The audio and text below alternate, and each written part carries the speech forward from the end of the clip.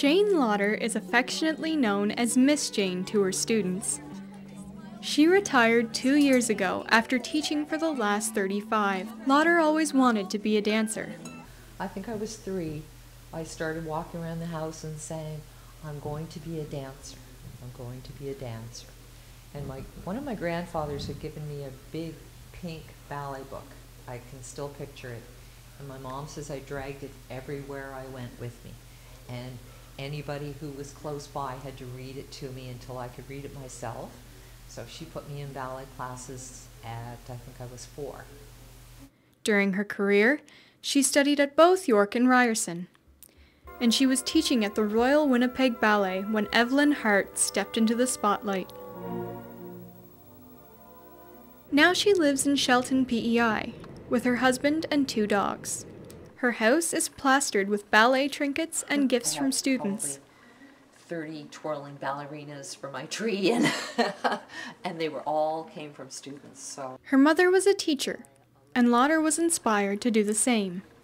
And she is without a doubt the best teacher in the entire universe. I saw her teach many, many times, and she just inspired me so that I was always kind of torn. I thought, well, I'd love to teach school like my mom, but I love to dance. So it just became really logical to put the 2 together. And after a while, Lauder found herself on Prince Edward Island in search of work. I called my friend Martha because I knew she was from PEI. She was still living in Winnipeg, and I said, Martha, you know, I really liked Winnipeg, or PEI, because I'd come down here once with her to visit her family. I said, you don't suppose there's any ballet jobs there, like teaching ballet? She said, well, they'll search it out and see what she could find out.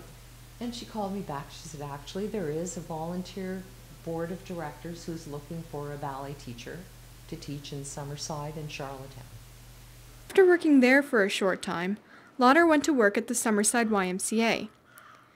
Then she opened the Summerside School of Dance, which was operated out of St. Mary's Church Hall.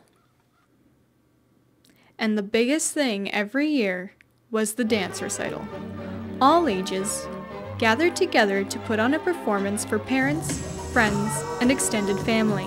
The year of this recital, Lauder put together the most elaborate bow possible, the Circle of Life. All of the classes held hands and created a large spiral on stage. Then they unwound.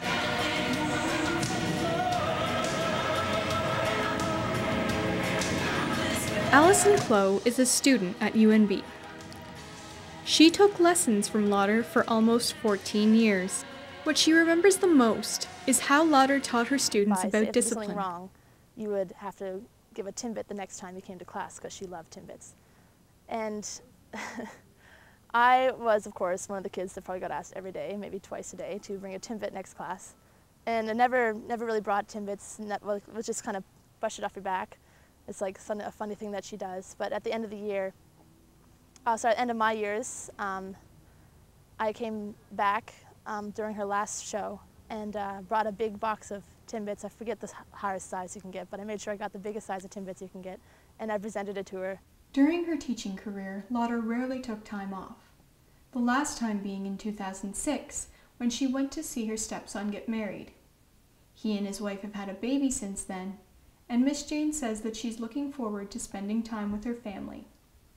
For Stu Journalism, I'm Caily Bean.